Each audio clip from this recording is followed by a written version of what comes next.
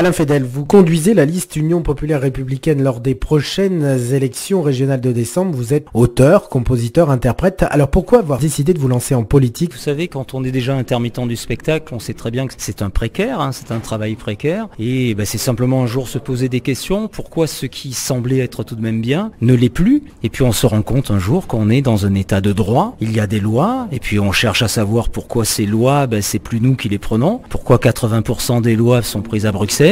Puis là on cherche à savoir les traités, et puis forcément lorsqu'on s'attaque aux traités européens, puis on tombe sur une conférence de François Asselineau, et puis en 2011 on avance, et puis un jour on se retrouve tête de liste pour Auvergne-Rhône-Alpes. C'est pas du tout mon chemin, je suis pas un homme politique, moi je reste un musicien, mais je crois que je suis un citoyen avant tout, et que c'est notre job, notre travail de citoyen, que de s'impliquer pour qu'on existe en tant que citoyen dans une nation qui soit libre, beaucoup plus libre que ce que l'on vit. Alors l'UPR, tout simplement, pourquoi avoir fait ce choix de ce parti, finalement j'allais dire de ce petit parti d'ailleurs? Oui, c'est tout de même un parti qui propose 1971 candidats partout dans 13 régions, donc 12 en métropole et puis la Réunion. Tout seul, sans financement, sans couverture médiatique des grands médias. D'ailleurs, je vous remercie d'être là. C'est pas donc un micro-parti. Et puis, pourquoi ce parti-là? Parce que c'est plus un mouvement, c'est un rassemblement. On a été de toute manière classé par le ministère de l'Intérieur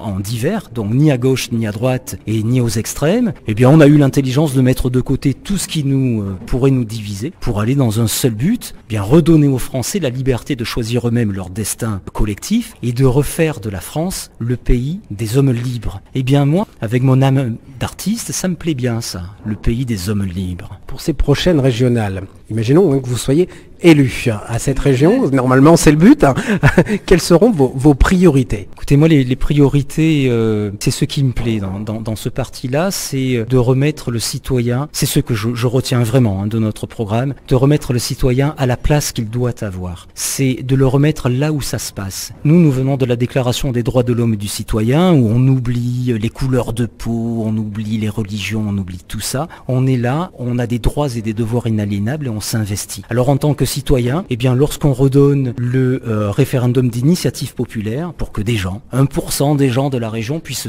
se regrouper s'ils ont quelque chose à dire et être entendus et que l'on fasse un référendum, moi ça m'intéresse. Avoir une commission de citoyens tirés au sort sur une liste où ils se seront impliqués en disant moi je veux en faire partie, je suis un citoyen, je veux avoir mon mot à dire, pour qu'ils viennent regarder ce qu'on fait du mandat qu'ils ont donné bien sûr à leurs élus. Je trouve ça très beau. Et puis pour tous les grands travaux, demander aux gens qui vont payer, les gens de l'Auvergne, les gens de Rhône-Alpes, demander par référendum s'ils sont d'accord, ça s'appelle la liberté. Alors moi je suis dans le parti de la liberté. Alors aujourd'hui vous êtes à Moulins, dans le département de l'Allier. Comment faire exister ce département dans une région si grande? Comment vous allez pouvoir défendre des territoires aussi éloignés, j'allais dire, de la capitale régionale?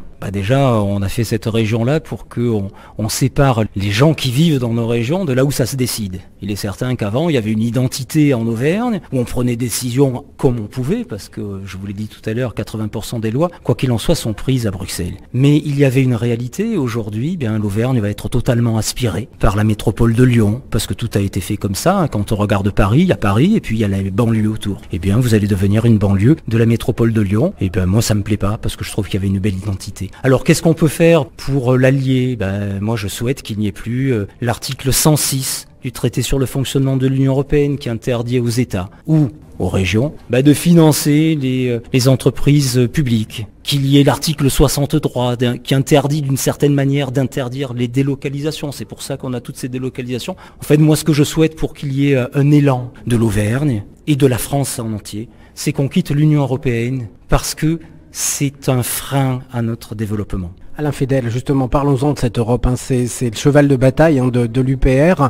Quitter cette Europe, est-ce que c'est véritablement possible de la quitter maintenant qu'on a installé une monnaie, qu'on travaille à plusieurs, finalement que cette région Auvergne-Rhône-Alpes va devenir l'une des plus grandes d'Europe? Comment vous allez pouvoir vous y prendre pour pouvoir sortir de l'Europe?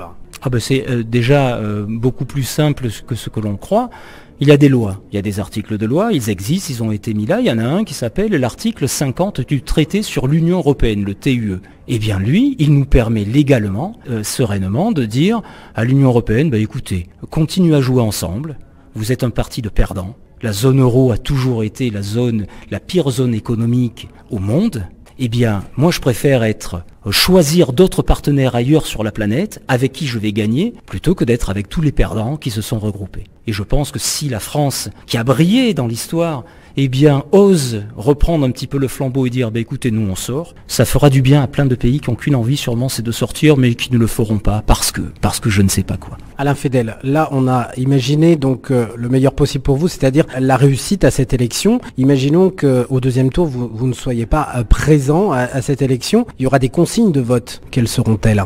Déjà, il faut se demander avec qui, dans ces élections-là, l'Union populaire républicaine, de toute manière, c'est marqué sur le site upr.fr, François Asselineau, de toute manière, le dit sans cesse, avec qui on pourrait faire une alliance.